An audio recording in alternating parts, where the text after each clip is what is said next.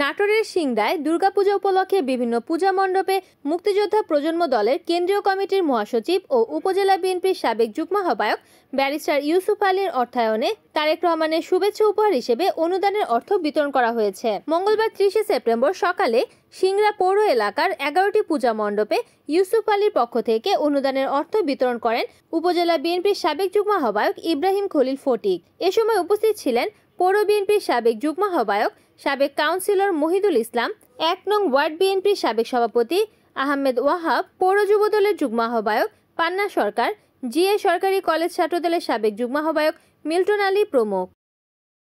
Report করেছেন নাটোর প্রতিনিধি Mohammad Motaleb Hossain, NN TV.